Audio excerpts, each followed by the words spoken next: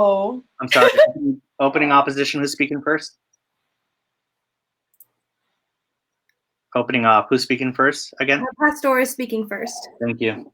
And then closing government, who's speaking first? Hannah. Thank you. And I'm going to take a wild guess on closing opposition, who's speaking first? Brilliant deductive logic. It's Maverick. It's Maverick. Welcome back, Katie. Caitlin, first name Maverick. Pronouns Maverick.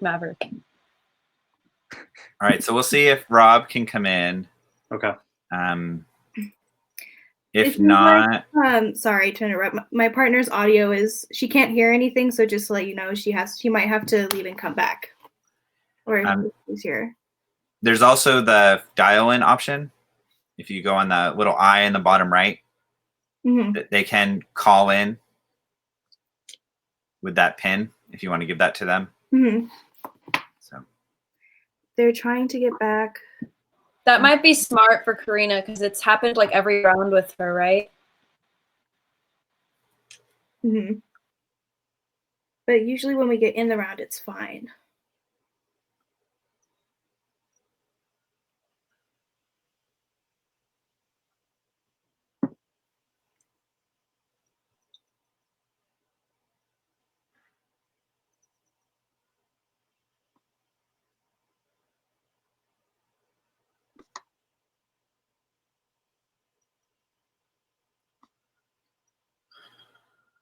So maybe Phil, if we can get an answer in the next minute, and then I think we'll just proceed. Yeah, we can just go to. She says that it's loading right now, so she should be popping up.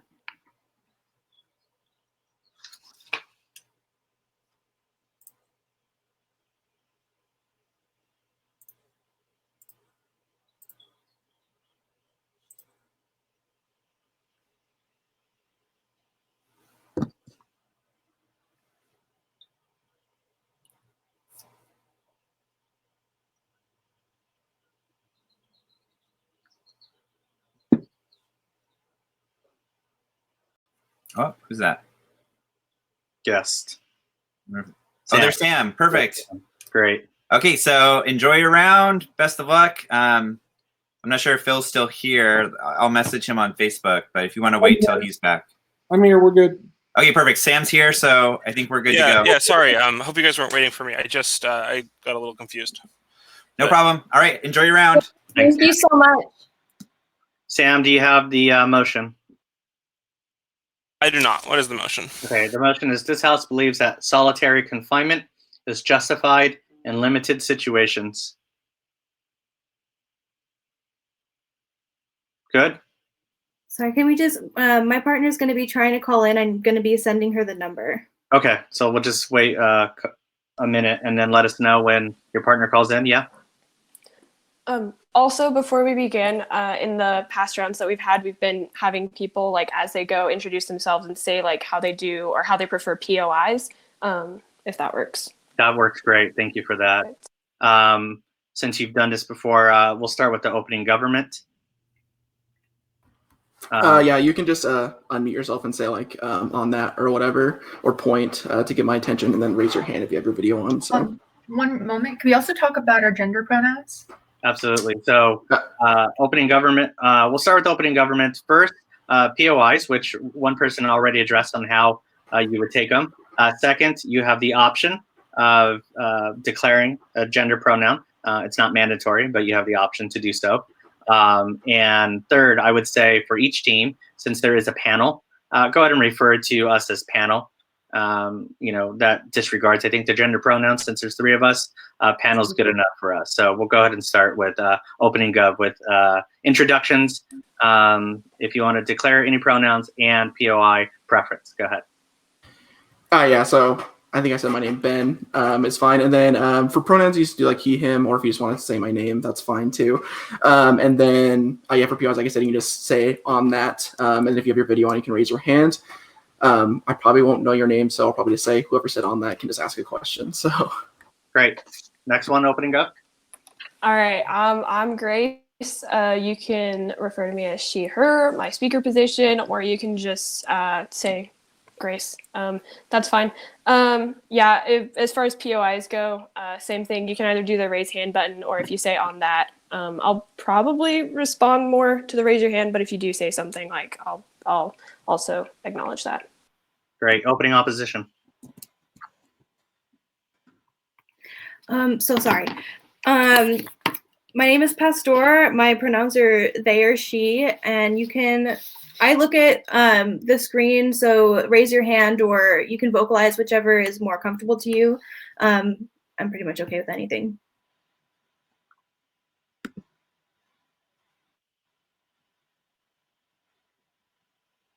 Opening up the other person. And then my name is Karina. I'm DLO. I she her hers pronouns, or just my speaker position, whichever you prefer. And then I am on my phone, so if you guys can like verbally say that you have a point, that would be appreciated. Great, thank you. Closing government. Hi. I'm the MG. Oh, I'm the MG. My name is Hannah. My preferred gender pronouns are she, hers, and her. And for POIs, you can use anything and you can raise your hand. I would probably more see your hand, or if you say point during my speech, I will also respond to that. But you can do any of those three. Great. My name is Sydney. I am going to be the government whip. My preferred pronouns are she or they. I would prefer for people to use the little raise hand function rather than speaking during my speech. Great. Closing opposition. Hello. I like if you do the hand motion or like raise up here. I also like nonverbals in this case. I'll be sure to watch the chat. Great. The only other thing I would suggest, when you take a point of information, can you signify whether it's opening or closing? Because a lot of times opening and closing has their hand up or is doing this, just to let us know as judges, we know which position you took, opening or closing, and which one to speak. Good? We're ready to roll? I guess one more thing. I know that in past rounds we've had like issues with connections. So if like somebody cuts out, like pausing the time and stuff, I think be neat. Yeah, I think that's charitable. I think that's nice. You should be timing yourself as well, even though we have a clock in front of us. So I'll do my best, but do your best. We haven't had a problem yet so far in the BP round. Panelists, anything to add? We're good. All right. Congratulations and welcome to the final round of the National Online Collegiate Forensics Festival. We will start the round now. On the motion, this House believes that solitary confinement is justified in limited situations. We call upon the Prime Minister. Hear, hear. Okay. Let me pull my timer. Okay. So to start off, just a brief at the top, maybe like a bit of like a content warning at the beginning, because we might be talking about some things that aren't always super easy to talk about. So just to be aware of that. And so then what we're going to do for this resolution, it's this House believes that solitary confinement is justified in limited situations. So first we'd like to basically define a couple terms first. So first is solitary confinement. We say that this is basically like a term of time holding someone, a person away from others. This is not going to be an indefinite amount of time. It can be long-term or short-term, but it's not going to be like indefinitely. This person going to spend most of their time in the solitary confinement. We think this applies mostly to prisons, but we do agree that there's also institutions where people are staying due to mental health that this probably also applies to. So these are sorts of conversations that we can have in the debate if that's what we want to have. Next, we're going to define the term limited situations, so that way we can make sure we're going to have a fair and equitable debate, so that way we don't just spend the whole time going, well, what's a limited situation? Because that's never any fun. So we say that a limited situation is basically is a person who is like a direct threat to the people around them. So we think specifically this applies to people who have attacked an individual recently, or are like caught planning to attack an individual, and this applies to all sorts of forms of assault. So that's what we're going to say is a limited situation, because these people are an inherent danger to the people around them, so they should not be around people. Next, for the framework of the round, the word believes indicates that we need to examine the morality of the specific situations in this topic, specifically on both sides. So because of that, this is going to be a value round. For this round, the government side, or at least the OG, is going to value safety. We think that this allows for the teams to basically weigh the impact of preventing harm against people, and allows us to kind of examine the safety of putting someone in solitary confinement for specific reasons versus maybe keeping them out in the population. So we think this essentially looks like us viewing this round as like what's going to happen to the people who are most affected by the motion, which is this case of the people inside of the institutions next to these people who are wanting to harm them. Okay, are there any like questions or anything? Yeah, Katie has a question. I'll take your question, Katie.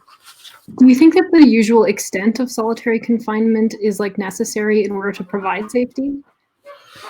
So we're going to say in this instance, because I don't know exactly how long solitary confinement lasts, but we're going to say people who want to harm other individuals in these places where they typically can't get away from their attacker, it's probably good to keep these people away from other people because these people are rarely one-time offenders. So that's going to be a key thing on the government side. So next we're going to move on to our first point, which is inherently that prisons are dangerous. So we say that prisons are essentially bastions of violence. There are extreme amounts of like cases of assault of all kinds inside of prisons. And this is extremely bad because the people are targeted and they're not able to get away from their attackers. And these rates have not gone down like any significant amount in recent years. We say that because people are locked in with their perpetrators, this probably means that they're going to continue to be victimized for the entirety of the time that they are in that institution, which is probably going to be a uniquely bad thing for that person's not only physical health, but their mental health, which is extremely bad for safety. Next, we say rarely these sorts of offenders who want to attack the people that are in the institutions with them are one-time offenders. We say that people in like institutions who are attacking other people in that institution with them, either through like any sort of assault, probably has a capability and the want to do this sort of action more than once against this victim or other victims. We say people like this are inherently violent and problematic and target people because they seem weak and are not going to stop targeting people just because of the ways that like because they get punished one time or if they get put on like drugs or something like that. Instead, this is going to be an inherent problem that continues to rear its ugly head for this person unless they're taken away from that population and put in a situation where they literally can hurt no one. And that's going to be a key point in the government speech. Not right now, Katie. And next, what we're going to say is that what are the impacts of this essentially? We say that because prisons are so inherently violent and dangerous, that the amount of trauma that people are going to withstand inside of these institutions is probably going to be extremely great. Specifically because of the ways that like they can't escape from their perpetrator. This is probably going to cause so much mental trauma that they're not going to be essentially the same person while they're there or after they leave because of the ways that they're going to be looking over their shoulder all the time because they think someone's going to be trying to attack them. This is going to be key to safety because the opposition team's never going to be able to solve this sort of safety for the people around them. They're going to say that, oh, they can provide this safety, but we're going to get into this later, that there's no safety when a person who ultimately wants to attack the people around them is around. Next, we say that there is, our next impact is that there's no protection if we don't allow for solitary confinement in these certain instances. We say that solitary confinement is the key to protecting the people in these institutions. Yes, they're in there for specific reasons, but they are still people who have an inherent value and right to having their body being protected. This is probably a key reason as to why taking away perpetrators who want to harm them significantly is always going to be a key reason as to why the government team is going to end up on top at the end of this debate. So let's go on to our next point. So our next point is just inherently going to say that alternatives cause more harm than the solitary confinement. We say that out of the few alternatives they are going to basically help not at all. So some of the things that I think are going to come up out of the opposition, and if they want to bring up more, they can, basically so that like people are going to be transferred away from their victim that they are attacking, or there's going to be things that people can be put on, like certain drugs that people use in prisons to basically placate people who are considered violent against the population. However, we say that if we transfer these perpetrators to other institutions, that's only going to allow them to continue to perpetrate their violence against new victims, because the fact of the matter is that they're going to that they're not just going to stop perpetrating violence because they are moved to a different institution. Next, we can see that if someone is put on an extreme amount of drugs to fundamentally change who they are as a person, this is always going to cause more harm to them indefinitely. Because these drugs are something that are used indefinite, because are used indefinitely, whereas solitary confinement is not indefinite. This fundamentally changes who a person is at their core and is going to be uniquely harmful to them as like a person and like their morals. They're not going to be acting the same, and it's just never going to be like really healthy for them to be in an environment after that. We think the impacts of this are inherently that it removes a safety away from people inherently. We think that forcing people to take drugs against their will for an indefinite amount of time to fundamentally change who they are is like a really weird form of punishment that is going to be uniquely bad. Additionally, we say that putting people who are inherently dangerous to the people around them into new populations is always going to cause more harm than good, because it just allows for more victims to happen rather than stopping at the root cause. I'd like to thank the Prime Minister for that speech, and to open up side opposition, we call upon the Leader of Opposition. Hear, hear.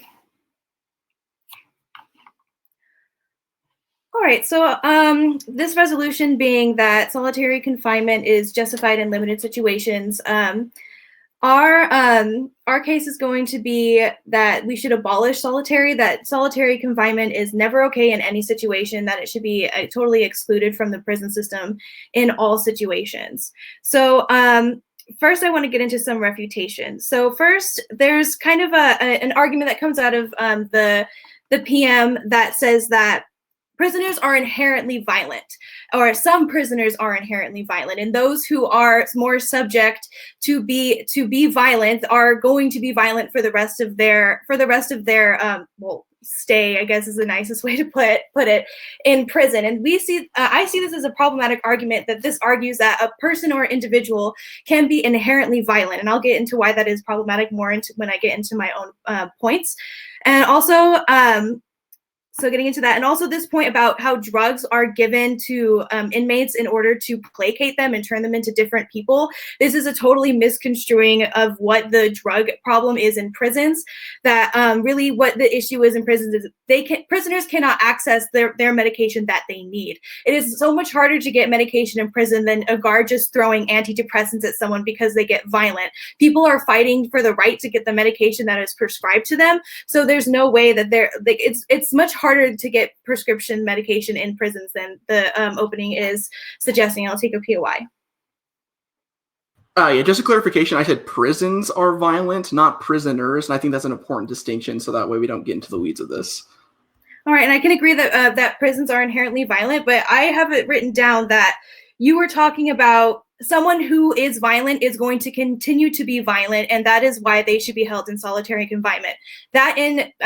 You can go ahead and argue this with your partner can contest this, but to me that's saying that someone is inherently violent. If they're violent once, they will always be violent for the rest of their lives. So in that situation, they need to be put into solitary confinement, and we're going to be doing our part as opening opposition to show that that is a false narrative. So I want to start getting into my points about mental health. So prison systems already target people who are mentally ill or have mental disorders. There is a stat. I'm a person with ADHD, so I know a lot about this. If you are a person with ADHD, you are 20 times more likely to end up in prison than someone who is neurotypical, because we are inherently less valued by this neoliberal capitalist system. People who are not as productive, we are shuffled into a way that we can't be productive for this neoliberal system, and that is becoming basically slave workers in these prison systems doing almost wageless or for very low wage labor so that we can make products for this capitalist system. And this is in both public and private institutions.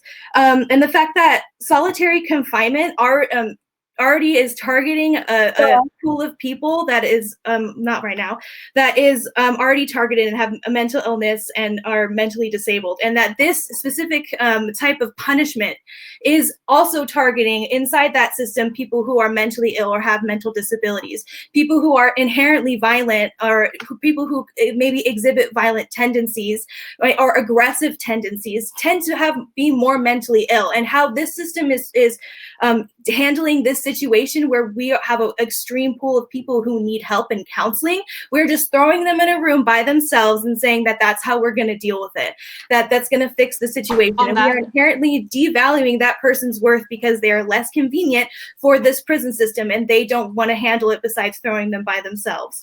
And the fact that the solitary confinement in itself affects people who are neurodiverse and people who are mentally ill more than they would affect people who aren't subject to those things. So the fact that prisons already target mentally ill people, the prison system in itself with guards target those people even more within the system, and the fact of punishment is meant to as almost torture it can cause psychosis, it can cause extreme anxiety, depression, it can exacerbate schizophrenia. And the fact that human interaction, interpersonal interaction, is part of our biology. It is a need for our community. It is how we evolved as a species. We have extreme emotional ties to interpersonal relationships. I'll get it right after this minute.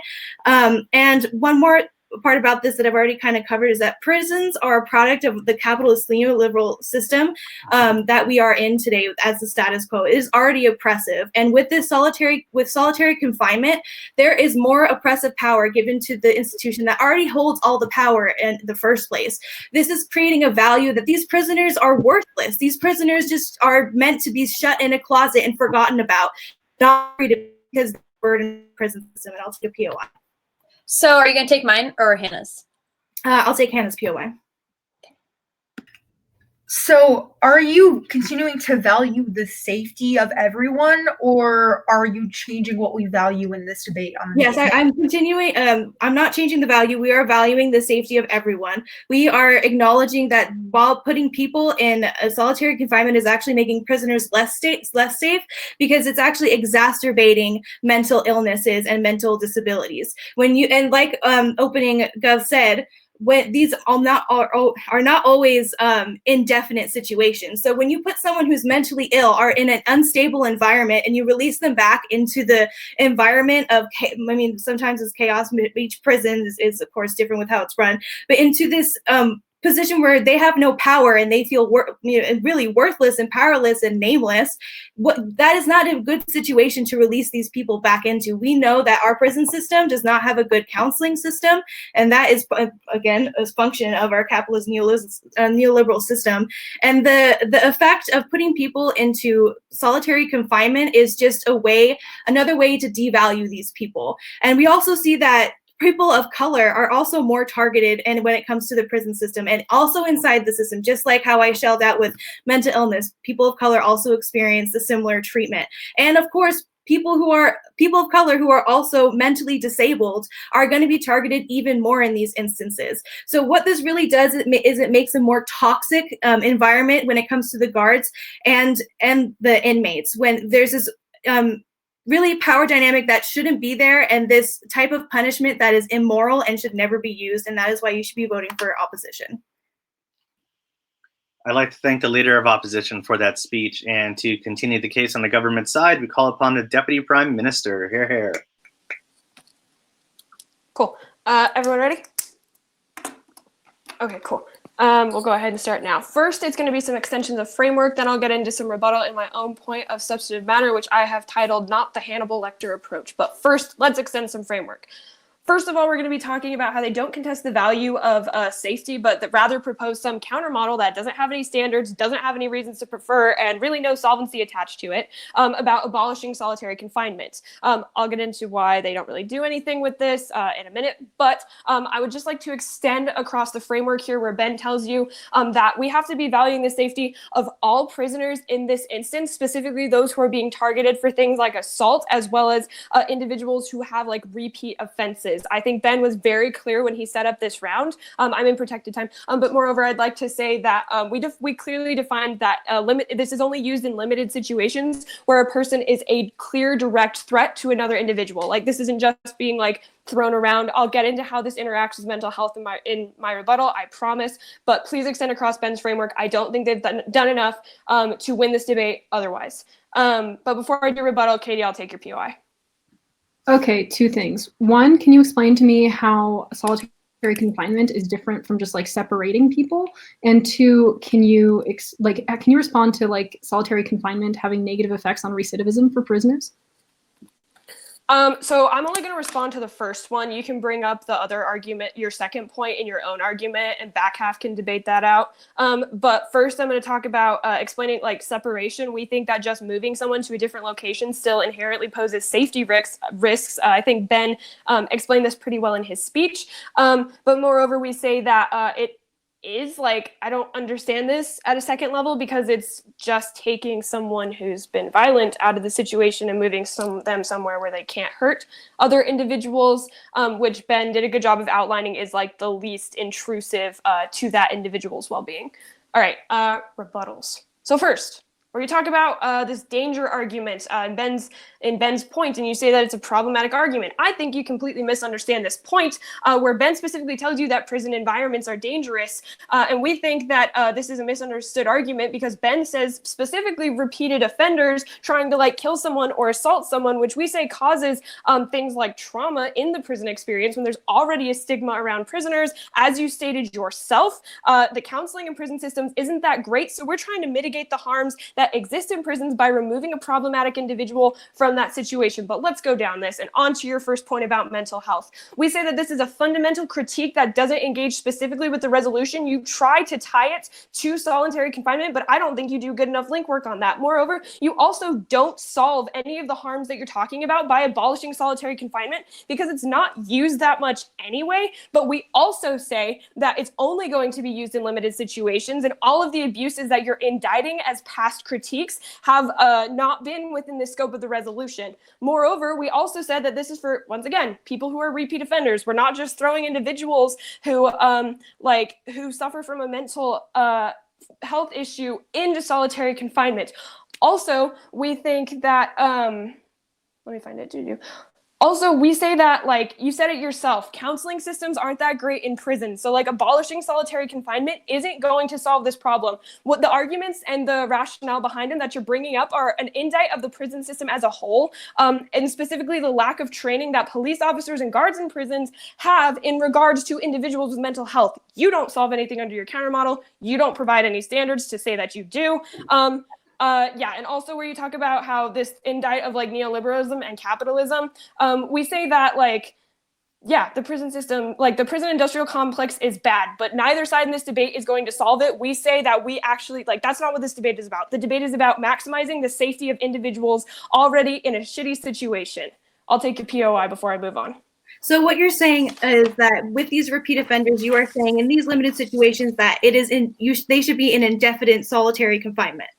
That is not what we said at any point in this debate. Ben was very specific out of the OG where he said this is not an indefinite confinement, but we think that removing someone from a situation, at least out of the gate, allows for individuals to have opportunities to seek things like counseling once potentially they've been diagnosed with something like a mental health disorder to best address the problem in the long term. We say that this is a temporary solution that prioritizes the safety of individuals to get the help that they need later on, which we think links out of your mental health argument. All right, on to my own point, not the Hannibal Lecter approach. As Ben talks about, this round is about the principles behind solitary confinement. We as the government acknowledge that abuse has happened, but we say that those abuses happen in situations that don't meet the requirements of limited situations. Moreover, we say that this isn't an Edmond Dantes from Count of Monte Cristo counting bricks in his cell. We're not advocating for straitjackets like Hannibal Lecter. We say that the psychological approach of solitary confinement in its very essence has benefits to maximizing the safety of individuals where there's a direct threat present. Moreover, we say the idea is to remove someone who poses a threat to others from the equation.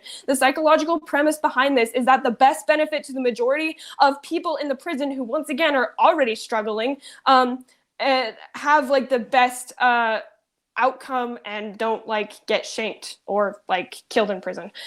Moreover, we say that now for the substance of this argument, we say that this protects a lot of individuals, but we also say that this changes the narrative of how things like solitary confinement have historically been used because like I stated earlier, this solitary confinement hasn't historically been used in like limited situations. We're arguing for like the literal like someone's about to kill someone, which like it happened. And so we say that like utilizing the problematic instances, like redirecting the narrative in a way that tries to at least reduce the stigma of the past and try to reduce stigma within prisons and like allow people to get the help that they need, allow people to actually survive and like not walk out of it with more trauma than they probably already have, probably leads to better outcomes, which leads me into my impacts. I didn't see any impacts coming out of OO, so here's what you're going to be evaluating in this round. We see an increase in safety of prisoners. We say that this is important because prisoners are already stigmatized and already don't have a lot of protections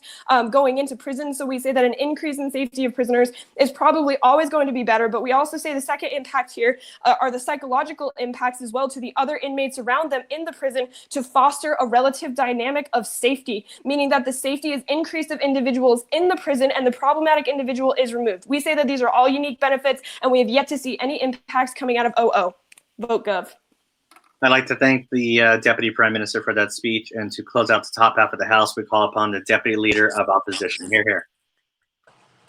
Can everyone hear me all right? Double checking. Yeah. Beautiful. This House believes solitary confinement is justified in limited situations. As my partner stated, we firmly disagree with this, and we believe that solitary confinement should never be used in any circumstances. I'm going to quickly go over some things that the opening government has talked about, and then I'm going to go into reaffirming my partner's case as well as bringing up an idea of marginalized bodies. So first of all, the LO says, and as stated by my partner, that this is not indefinite, right? So essentially what government's case is that we make mental health conditions worse for an individual that is already violent and then release them back into a population where they have been removed from solely because of the fact that they were violent, right? So what this means is that we are continuing to perpetuate a system that may not only implements horrible conditions, things that are considered torture in many countries, and then pushing that onto marginalized bodies, as I'll talk about. But then we are essentially saying like, oh no, we're fixing the problem because we put these people away for like a short period of time, and like somehow that's supposed to solve for the fact that when they come back into the population, they're not only going to be more dangerous to others, but they're going to be more dangerous to themselves. Not only to mention the fact that if they do get to leave the prison system, they're significantly more likely to get arrested again and commit more crimes due to the fact that they have been put into solitary confinement. And I think opening government does a really poor job of understanding my partner's case when she tells you specifically that not only are people with mental disabilities significantly more likely to be put into solitary confinement, but B, that solitary confinement has been proved time and time again to not only exacerbate mental illness, but also to give to create mental illnesses in people that didn't have them in the first place, meaning depression, anxiety, suicidal tendencies, all of these things. I don't have time right now. All of these things that only serve to make those prisoners more violent. Not only that, but as my partner stated, it's near impossible for those prisoners to get the counseling or the medication that they need.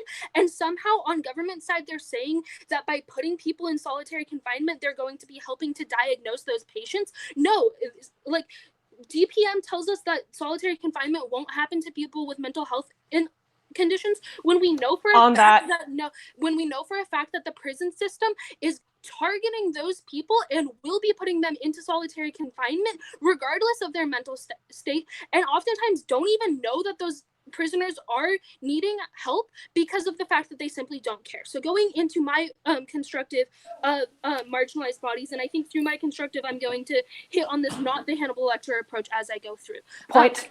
I don't have time, I'm sorry. Okay, so marginalized bodies, right? So I'm going to look at this through people of color, people with disabilities, as my partner stated, and impoverished people, right? So people of color are already more likely to face police brutality, significantly more likely to be imprisoned, 5 times more likely to be imprisoned than white people. That means that people of color are also more likely to get put into solitary confinement for the same exact behaviors as their white counterparts, because we can see that they are imprisoned for the same exact reasons as their white counterparts who are not imprisoned. And so because of that, we see a system that specifically targets those people for no reason other than the fact that their skin color is slightly darker than a white person's maybe. Point. Okay, sure.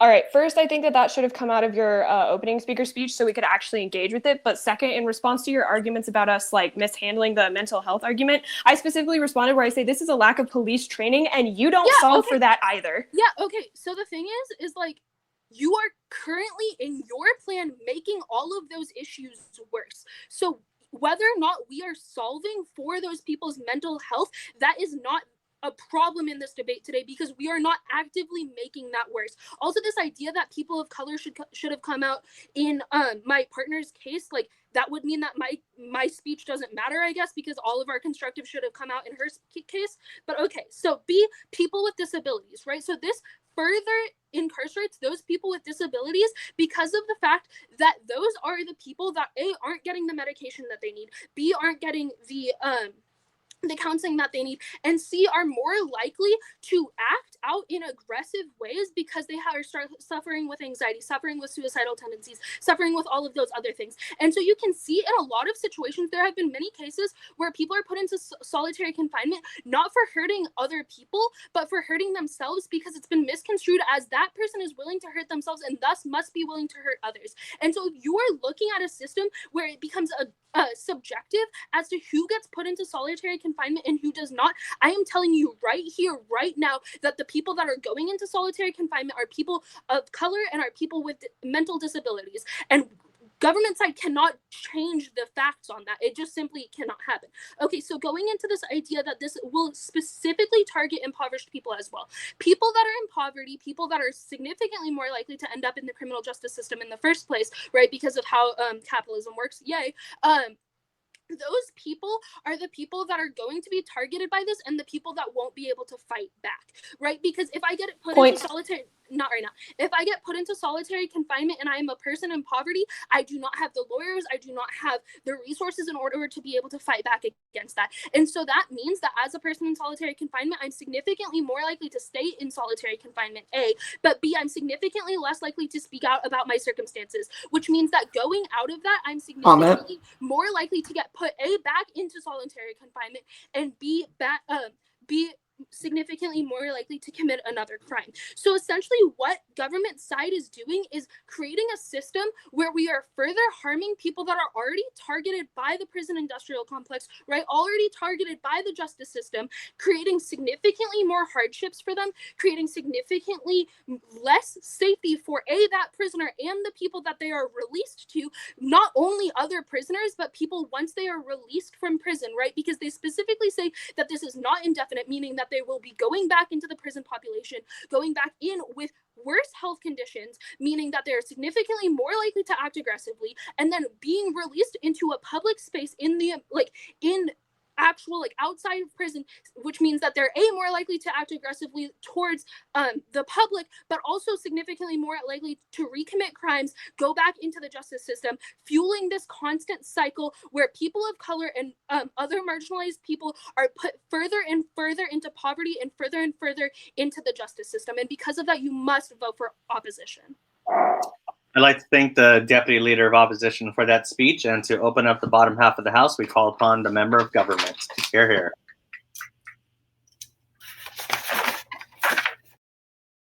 Is anyone not ready? Solitary confinement is a very heated topic today in the news. We debate it all of the time.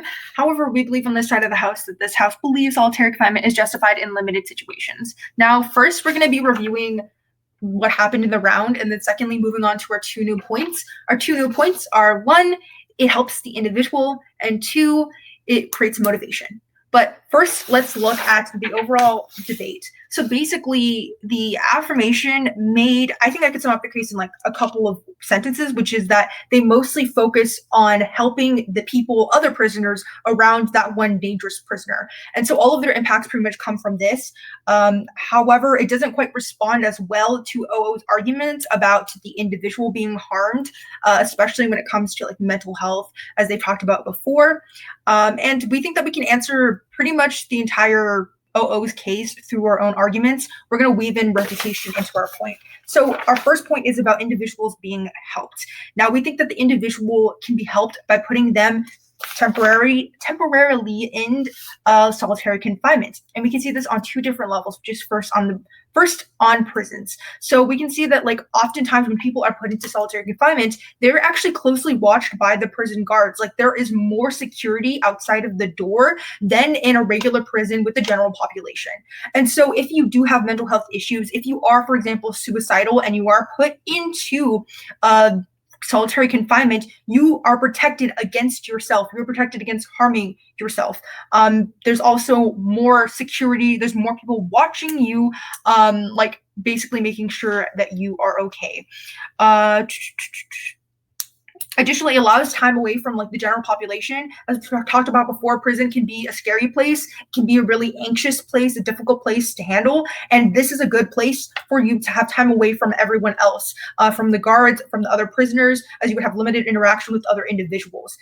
Prison is pretty terrible, and there's no way to like actually isolate yourself or to have like personal free time. And we think that personal free time, like by yourself, is extremely important to mental health. When you're in prison, you are often with one roommate or even more roommates all of the time. When you go into the prison yard, there's people there all of the time. Everywhere you go, when you eat lunch, you're eating when a full cafeteria full of people. You don't have silence all of the time. And so this would help the individual on a mental health level.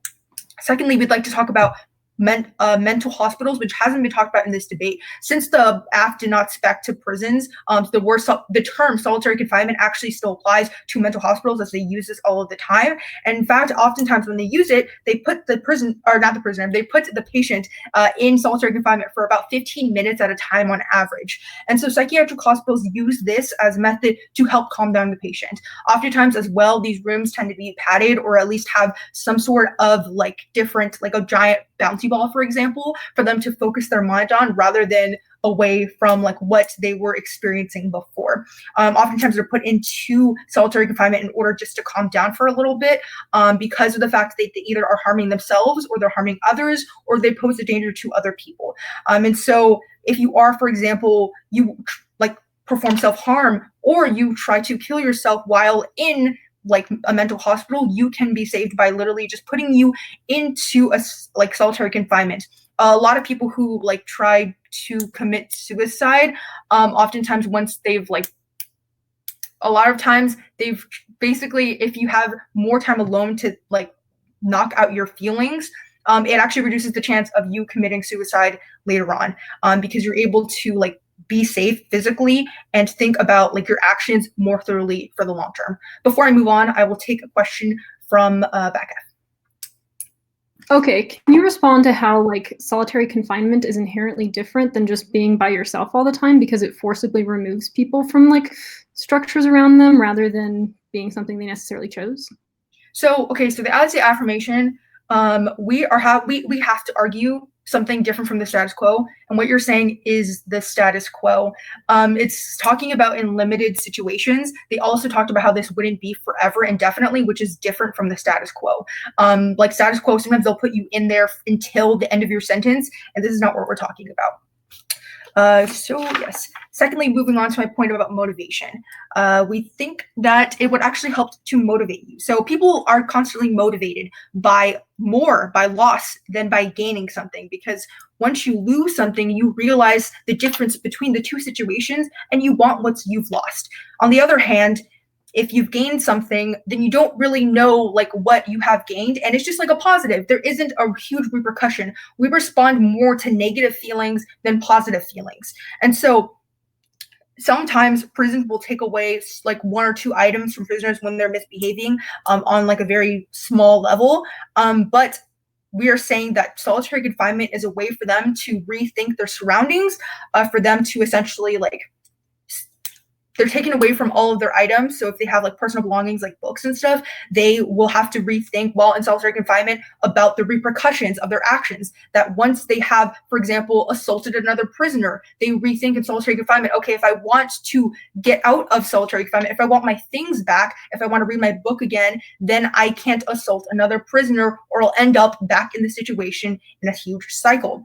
And so ultimately we'll see that like it shows the prisoner that these are privileges, to have like basically things like books. It also removes them from the general population, which helps to protect the safety of the individual, but also others around them.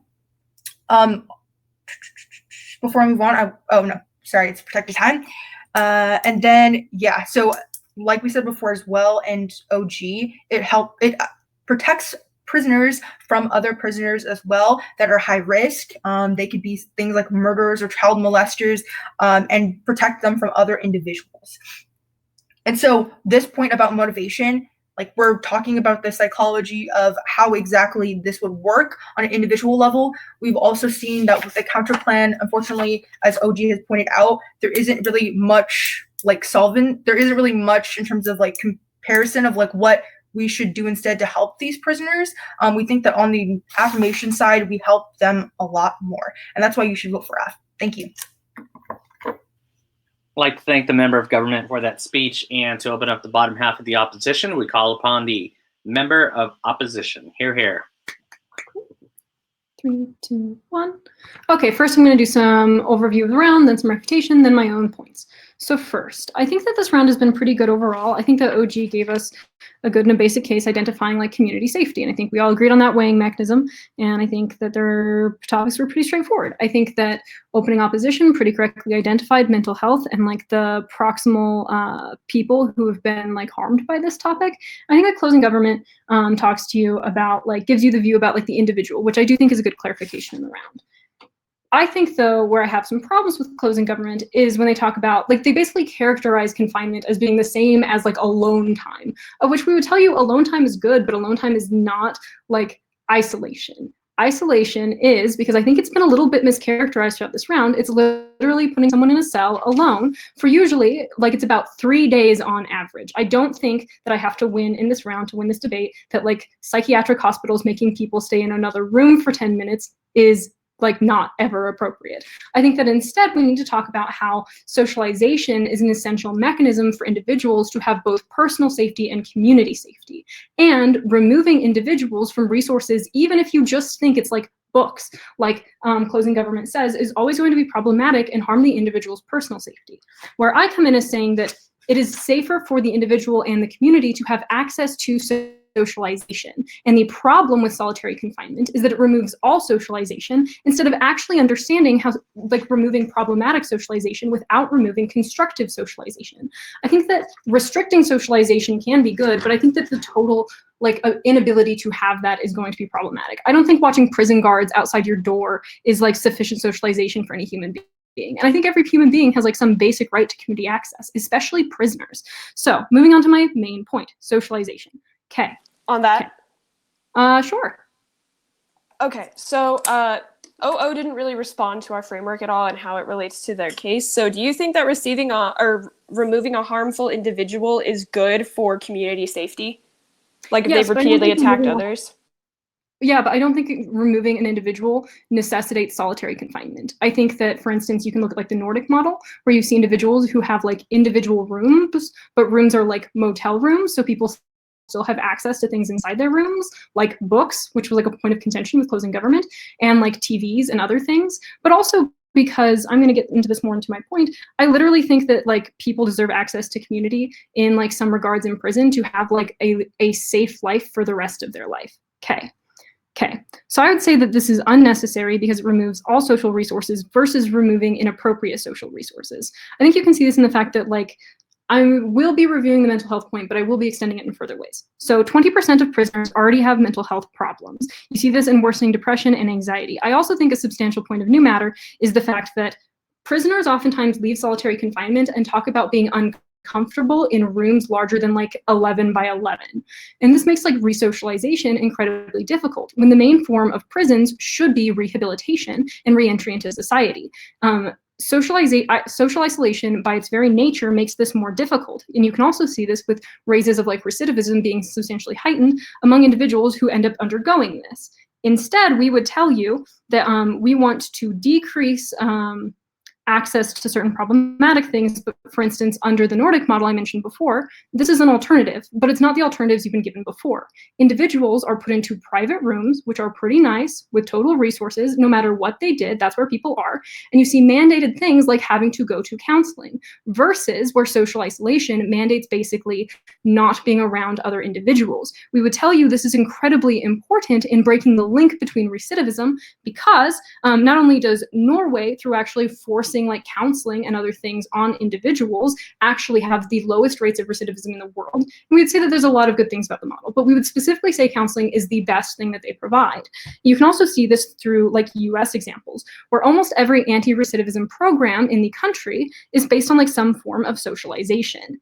Prisoners have a right to access educational resources. We would tell you that a lot of these resources are based on like classes. Even if you want to take someone in handcuffs who has been like violent in the past, I would argue that that person still has a right to that education, when prisoners who end up attending educational resources not only build bonds in their communities, but also have a 30% lower rate of recidivism. You can also see the fact that this provides opportunities internally for things like, for instance, we would say if someone assaults someone else in prison, they should be sent to their own room. Their own room should have stuff to do if they so want, and they should be mandated going to counseling to get some access to mental health, because that mental health care is a causal link in decreasing recidivism. We don't think that this is a zero-sum game where you have to make a decision between individual safety and the safety of a community. We think that everyone has a right to a good life, and we think that that right to a good life is necessitated on some amount of prison socialization, both in educational programs and also because literally just attending some basic meetings in prison give you access to things like affordable housing when you leave prison. When a time where like prisoners in America are 10 times more likely to be homeless, we think that like it can be more communally safe for everyone involved long term, because a prisoner might be in a room handcuffed for these things and then end up leaving, and when they leave, they're less likely to have to go back to prison and repeat this entire cycle. Communal health is better when you allow people to have some amount of social interaction. We believe that this is a basic human right. We think that we outweigh on safety, and we also think that we provide better basic human rights for prisoners involved. We don't think that we have to justify solitary confinement in order to say that people should have a little bit of alone time, but also need to have access to resources in their community. And if someone is having mental health issues, maybe it should be mandated that they go and see a counselor. And things like social isolation don't allow for those kind of constructive interactions that are necessary to stop recidivism in the long term.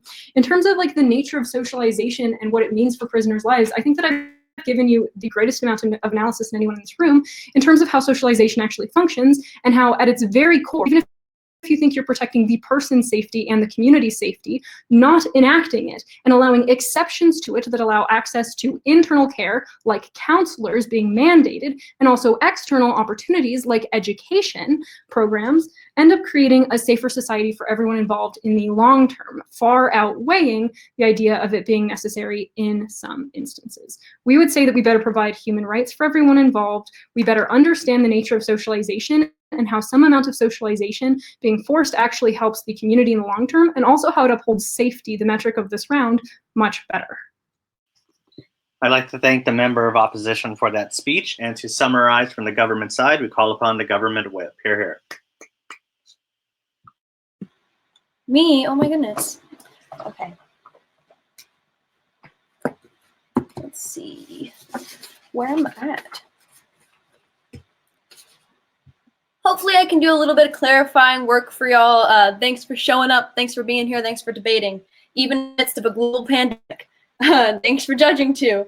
I want to look at this round through 3 clarifying points. The first being, if the government side wins, it's on this point that the criminal justice system is terrible. The second point is how abolishing solitary confinement is bad for the safety of the general public in prisons and mental facilities. And third is how government side's plan solves best for safety in the long run.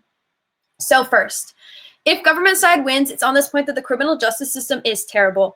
I don't think anybody in this debate room is going to stand up here and tell you that the prison system in the United States is amazing and that it's doing everything it should be doing. I think Pastor and Karina both do amazing in showing us where the harms in the prison system do lie. And when Pastor talks about mental health and how people who have mental health issues are targeted disproportionately in these facilities, I think that's a really good point, and how prisons are already oppressive and there's a really crappy power dynamic that exists. And then Karina goes on to talk about how POC and other marginalized communities are more likely to be brutalized, arrested, and then put into solitary confinement.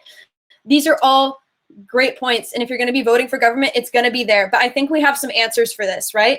Hopefully we can reduce the harm that Karina and Pastor talk about because of the limited nature of it all, right? We're changing from the status quo because we are making it so it is a limited situation, right? So you're not doing it as frequently as possible. It's literally like only when necessary to do these things.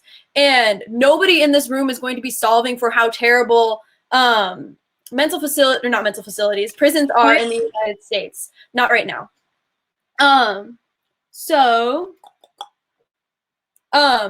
They're also, yeah, no, I don't want to extend that point. Never mind. So I'm going to move on to my second point really quick. So abolishing solitary confinement is bad for the safety of the public in prisons. So this is where I'm going to try and extend a little bit of what my front half did and work from there. So they talk about assault in prison, right? They talk about how prisoners are uniquely not able to escape attack. And nobody really answers this, especially if the person that you are being assaulted by is the person that is in your cell with you.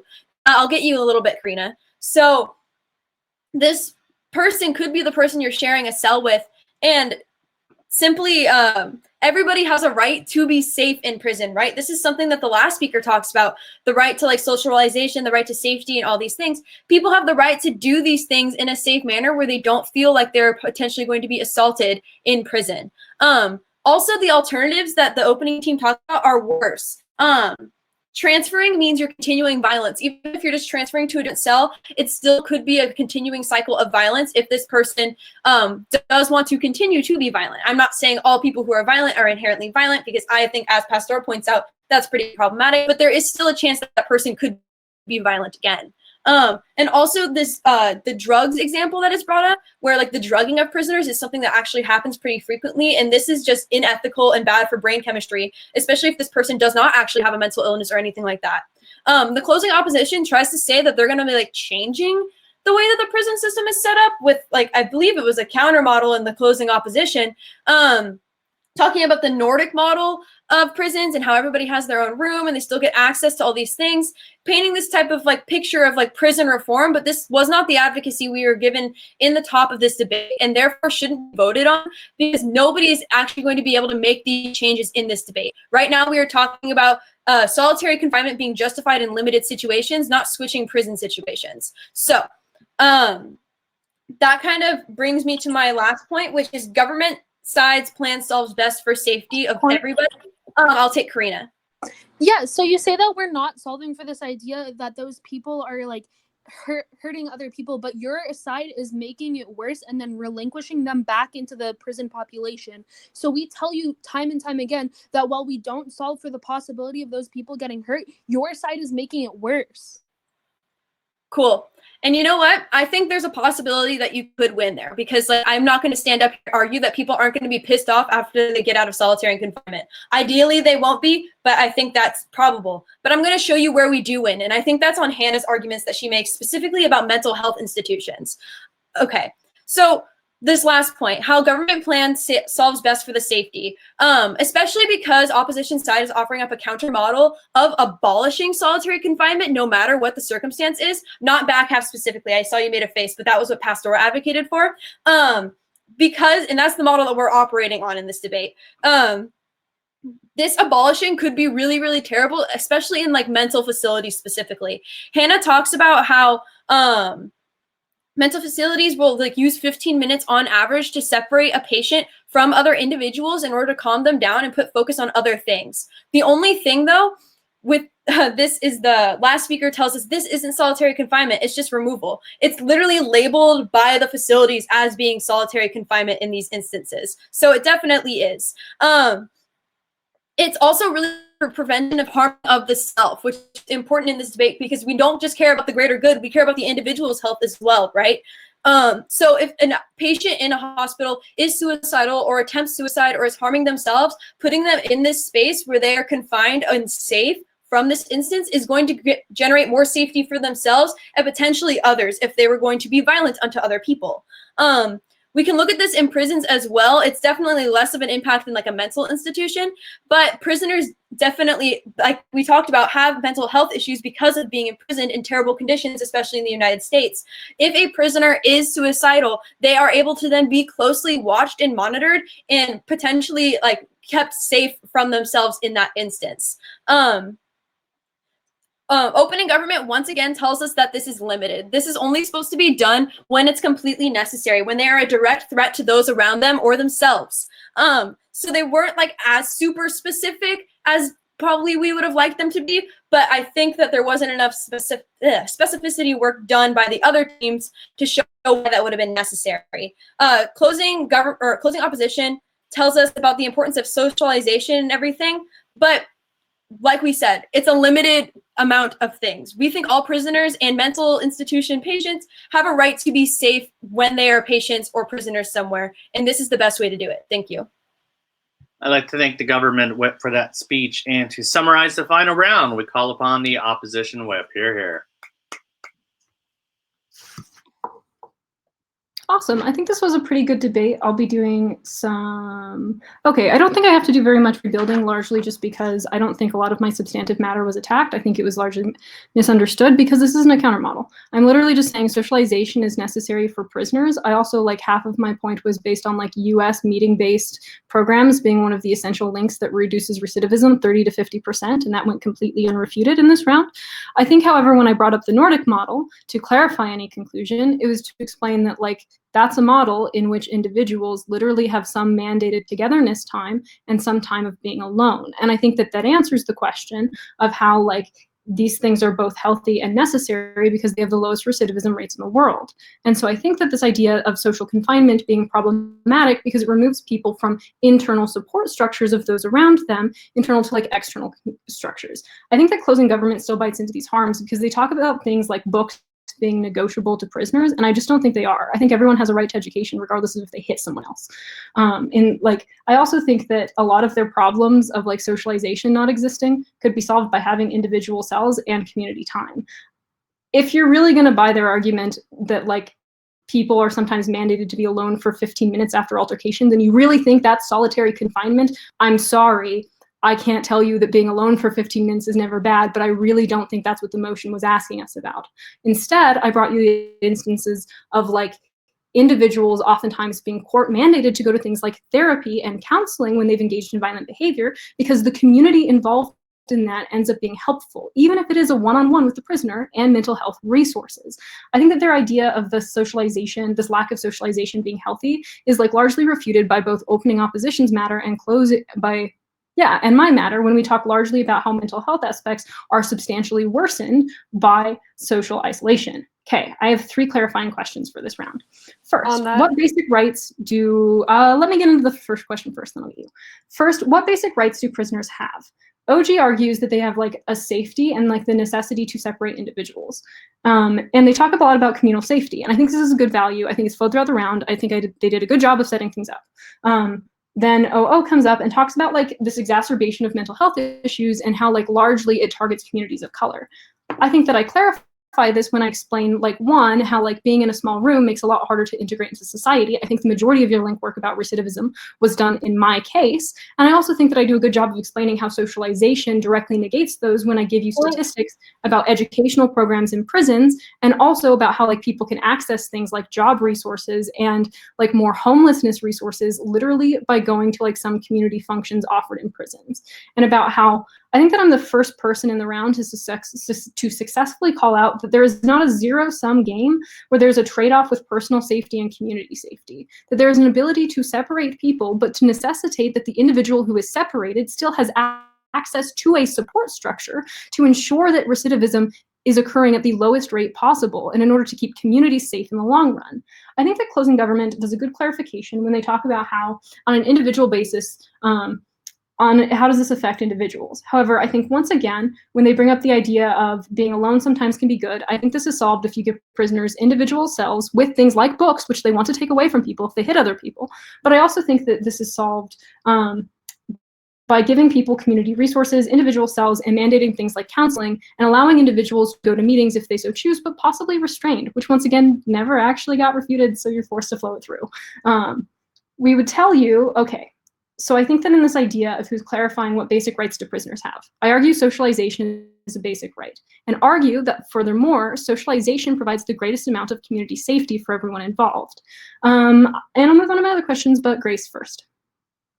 All right, so I understand your point on socialization and resources, but how do you respond to the community safety aspect Ben brings up in his speech in a direct response to solitary confinement? Like, how does that interact?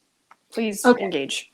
So I think that in the idea, I think that individuals can be separated from other prisoners without it inherently being like social confinement. I think, though, that the proper response is to take someone to go see the prison counselor when things like this happen, versus making them stay alone in their rooms, where usually if you get into an altercation, it's 3 days alone, which is going to be like a problematic way in which we're going to never prefer isolation versus giving people helpful resources that they can get to when they need.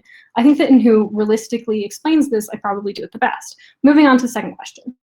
Under what conditions can solitary confinement be justified? I think that OG does a good job of explaining to you like assault and community health. However, I think that I call out this dichotomy that by its very nature, this motion necessitates the removal of all forms of socialization, and about how the removal of all forms of socialization is unnecessary, about how things like having books in your room so you can read if you want to become more educated despite violent behavior are things that no one should ever have be negotiable for them. And also too, about how having the ability to go to educational programs in prison instead of having to be in isolation where these things become restricted is inherently helpful for someone to become better over time.